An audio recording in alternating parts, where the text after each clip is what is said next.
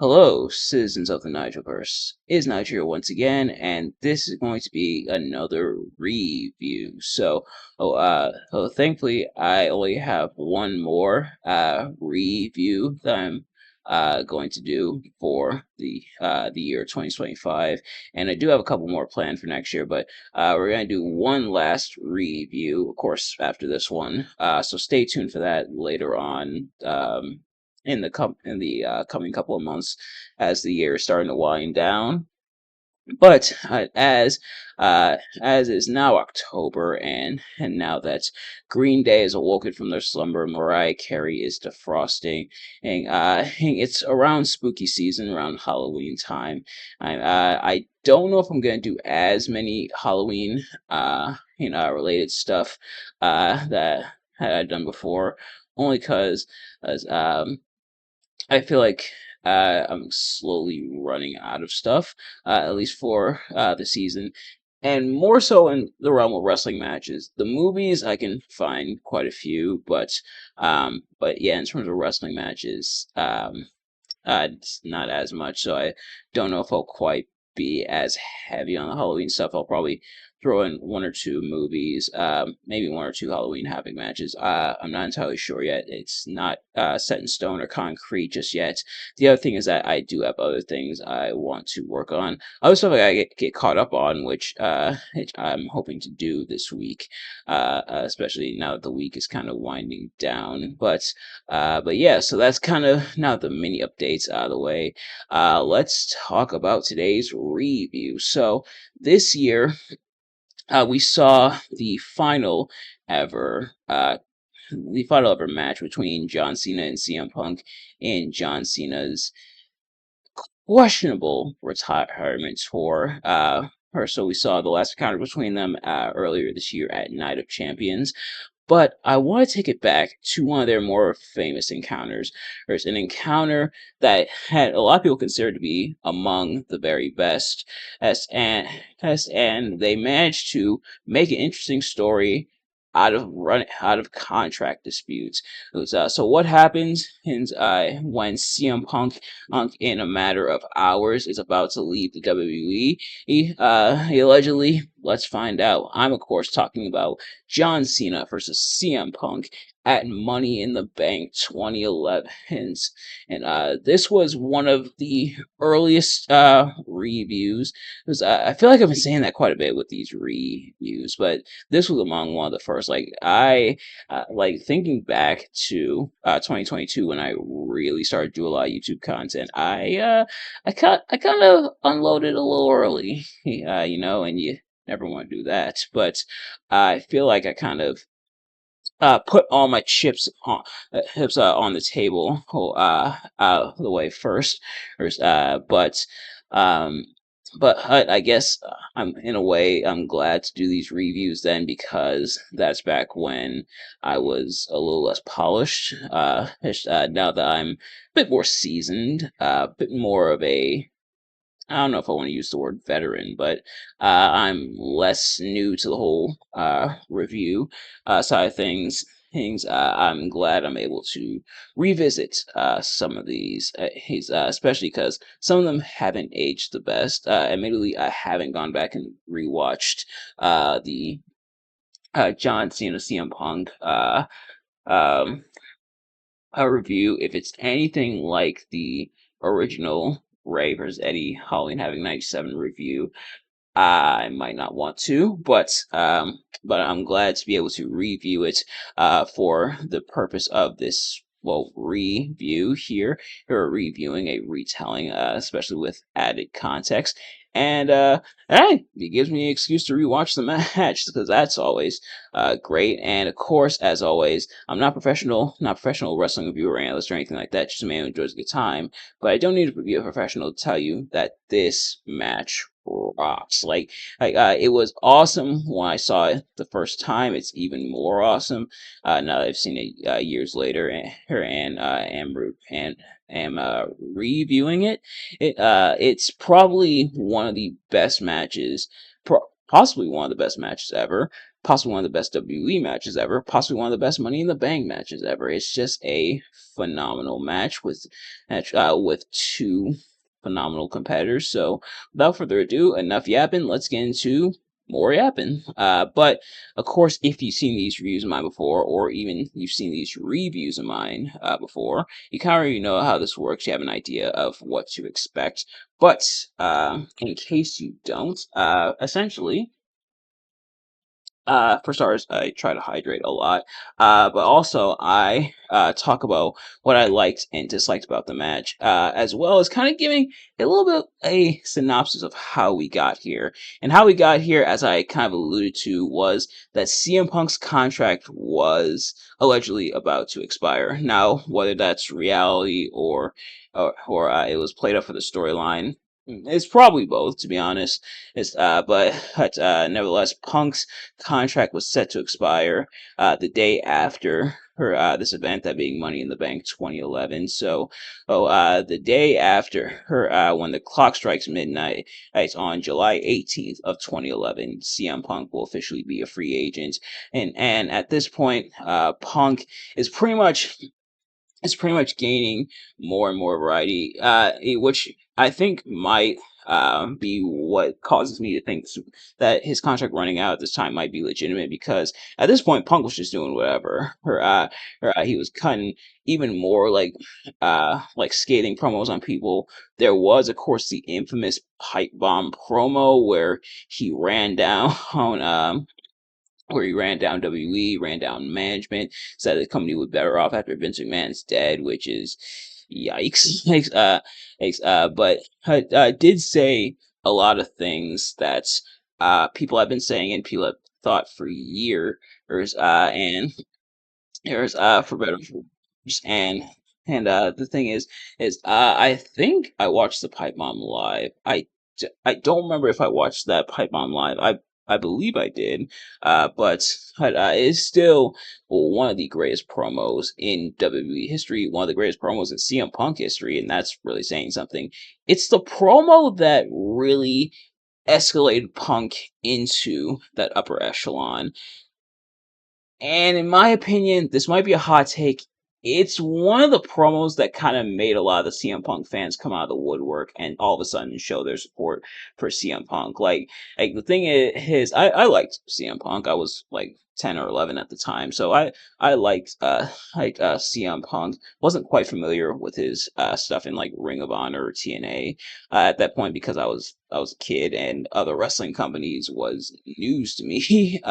In my adolescence, but I feel like a lot of people didn't really appreciate Punk as much when they had him that first go round, which he does kind of acknowledge in his promo. He says is that the fans are buying the promos, the packages, the merchandise stuff that his face isn't on the cover on, and and they try to get him to autograph it so they can sell it on eBay, so that they avoid getting a real job or something to so many words.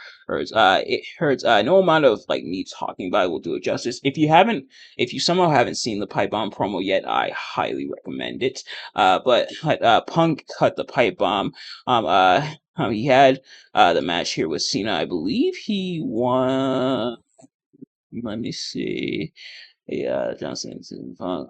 Yeah, so Punk won a triple threat false count anywhere match against both Alberto Del Rio and Rey Mysterio to win to win in this opportunity here. And of course, he cut the pipe bomb after a tables match between John Cena and R-Truth. This was around when R-Truth was getting a push as a heel. Before his mini push question mark this year as a heel. Uh, that kind of fizzled out, unfortunately. He yeah, R-Truth. I don't think R-Truth was ever fully heel. I think at most he was like a tweener, but I don't think he was ever fully healed. Can't compare it this time. I don't think he was ever fully healed this year. Let me know if that's incorrect. But Cena, of course, is the WWE champion, is set to defend, but Mr. McMahon put in a stipulation saying that if Cena lets CM Punk walk out of WWE with the WWE Championship in tow, then Cena would be fired. So in other words, pretty much Punk walking out with the top prize of the company he no longer works in is a big no-no. And if you can believe it, it's not as far-fetched of a concept of as you may think. Mike Awesome did it when he jumped ship from ECW to WCW. He was still ECW champion, which is what led him dropping it to Taz, who was under contract with WF. Therefore, a WWF wrestler and a WCW wrestler battled for the ECW championship. Yep, but yeah, so pretty high stakes. And I guess that's now going into what I liked.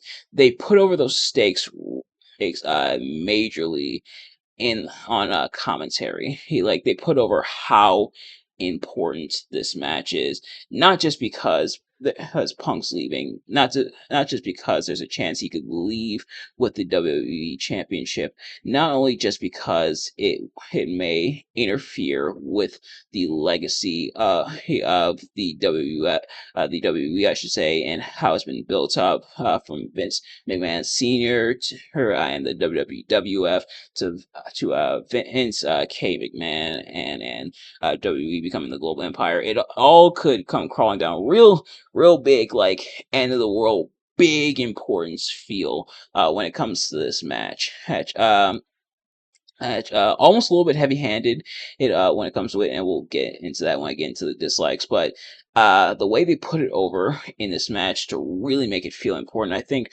really adds that extra layer of depth to to the match. But not only that, but there's an extra element. We're in Chicago, baby. So Punk is pretty much treated like royalty whenever he's in Chicago. Cena, on the other hand, he is very reviled in Chicago. They pretty much boo everything he does, because anytime he does any offense, anytime he counters, anytime he could have sneezed and it would have gotten booed. It's not as bad as say, One Night Stand 2006. But yeah, the people do not like John Cena. And I think it's somewhat anti-Cena, but it's also very much pro-Punk. We do still get some "Let's Go Cena, Cena sucks" chants, so there's that at least. But yeah, for the most part, they do not like John Cena, and Punk even plays into it. Like there's a time where they chant "You can't wrestle," and Punk is like, "Me?" He and the crowd's like, "No, no, no," and then he points to him, and so like they very much lean into it. They talk about it on commentary because it's kind of hard to ignore. But props to Cena for being able to take it. Hey, you can't argue Cena's professionalism. You could argue a lot of stuff. There's a lot of stuff to probably not like about John Cena, I'm sure, but you can't argue the man's professionalism because he took it. He absolutely took it, and he pretty much knew what he was getting into. He didn't even run into the ring when he came in, and he just walked down to the ring. Not that super slow walk like he did when he was heel Cena earlier this year. And by this year, I mean like probably the year 2025. But like that walk of like, oh, these people hate me. I'm not going to. Like he kind of played his heel role well. Like for this time, this is as close we'll get to like a technical to like a heel Cena. But yeah, so their roles were played in perfectly, and it also translated into the match because there was a lot of fun back and forth, a lot of like false finishes. I know a lot of people complain about like finisher kickouts, especially nowadays. It's kind of a thing that is worth complaining. At least a lot of people they feel need to complain and criticize. And excuse me, don't get me wrong, there are elements of it that are worth the critique and the criticism and everything. Plus, people are entitled to their opinions slash beliefs. So there's that aspect as well. But I think this match does it to perfection because it really heightens the drama and really shows the back and forth that they can't quite put each other away. And the crowd, and they absolutely are able to work the crowd with it. Like the people rally behind Punk when he does anything, versus when Punk seems like he's about to lose, then the crowd gets very anxious. So it really adds to the tempo of the match, and the crowd is into it, and they are invested in it the entire time, whether they're cheering Punk or they're booing Cena. Like the crowd is very much into it the whole time. Like the crowd plays their role pretty well. Like all the pieces are there here, to really bring this match together, and this match is a lot of fun. And so many kind of moving pieces and moving parts, but it makes for an even more exciting and compelling match. Like all the fun action and everything, between the two men. We do see Vince McMahon and John Laurinaitis show up. This is around, I believe, like when John Laurinaitis was like first introduced as like a on-screen authority figure. Oh man, and I remember the John Laurinaitis People Power era, and you know what? I do not miss it. Hey, like, look, modern WWE. There's a lot to criticize. Let's be honest. Modern WWE isn't perfect. There's a lot of things that they get wrong, unfortunately. But hey, but if you want to see some truly terrible WWE, if you think like today's WWE is bad, go back and watch the People Power era. You will appreciate 2025 WWE better, because at least there's no John Laurinaitis. And that's just him in terms of character. The other stuff is yeah. But anyway, John and Vince and John Laurinaitis show up.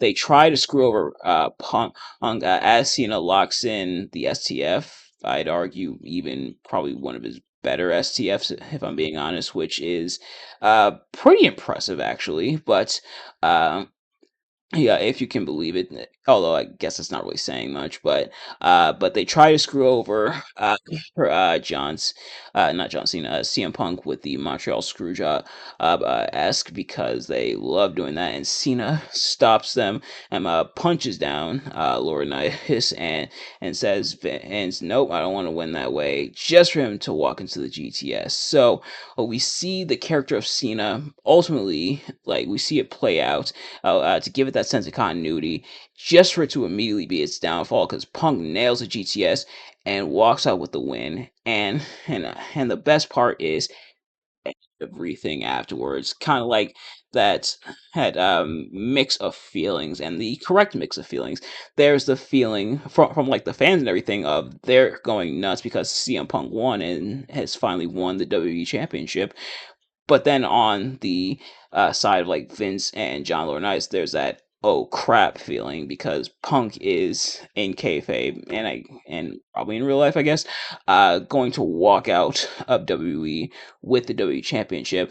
So, and then you see Vince panicking, trying to call in Alberto Del Rio for the cash in. Punk stands here as Del Rio comes in, except thankfully, unlike 2025 when Rollins cashed in, at least Punk does something about it. He kicks down Del Rio, runs away with the championship, blows Vince that kiss, and that is it for Punk and the WWE Championship for the time being. So, everything, like even in the ending, really aligns well with this, with everything, like that panic feeling from I guess you can call them powers that be, and then Punk leaving with the WWE Championship, and them actually having the guts to have Punk leave with the top prize when in kayfabe he was seemingly leaving. Like it seemed like such a setup to not have them win, but the fact that they took the risk and gave Punk the win was pretty cool to see. So a great match and a great ending as well. So if I had to find something to nitpick about in the match, for starters, I talked about the big, massive high stakes feeling, they do go a little heavy handed with it to the point where it does get a little bit annoying, especially from like Jerry Lawler, Booker T. Michael Cole isn't doing the full heel Michael Cole whole thing anymore. I think by this point in the year, he's kind of toned it down a little bit. But Jerry Lawler and Booker T, being on commentary, especially Jerry, but Booker's more so kind of just there. But Jerry, very annoying, like saying, hey, oh, he's leaving, oh, he's betraying the fans, stuff like that. At which I guess Lawler was being kind of the heel commentator here, but it did get a little grating throughout the match. That and the ending segment of where the panic is setting in. I get why it's drawn out, but it is still kind of drawn out quite a bit. So that did get a little much at the end there, at least for me. But otherwise, that's going to do it for this review. I was glad to review it the first time around, and I'm glad I'm reviewing it 3 years later. It's a match that still holds up. If you haven't seen it, I highly recommend it. And I reviewed the rematch that they would have at SummerSlam, so check that out as well. It does make me wish they did a little more with it. Like a lot of people wanted Punk to like, hey, say, show up with the WWE Championship in other promotions, such as like Ring of Honor or New Japan, to really help sell it. It Excuse me, sadly they didn't really do that, and you kind of knew they weren't going to. WWE, at least at that time, was notorious for not being willing to play ball with other promotions. Nowadays, I definitely can see this happening. Like, hey, nowadays, like if something like this happened, like say Punk won the WWE Championship and his contract was expired and he was leaving, like in storyline, he'd probably show up on like TNA or maybe even like Evolve Hub or somewhere else. I think they'd be a lot more willing to do that nowadays versus back then they really weren't. But you live and learn, I guess. It also did lead to Rey Mysterio. Oh, because they had to have an interim champion in the meantime. It led to Rey Mysterio being WWE champion for about an hour until Cena won it from him, which was very annoying. And if you guys want to, I'll review it. I'll be sad and watch my hero pretty much get stomped by my other hero, I guess, even though a lot of people feel like Cena was kind of a villain in that moment, which, yeah. But, ladies and gentlemen, that's going to do it for this review. Thank you all so much for watching. I hope you enjoyed. If you did, please do me a favor. Like, comment, subscribe, share with your friends, turn on those post notifications so you know every time I upload a video so you never miss an upload. And let me know in the comment section below your thoughts on this match and my review of it. Do you like select the match? Do you like select my review of the match? Let me know. Thank you all so much for watching. I will see you guys later. Peace.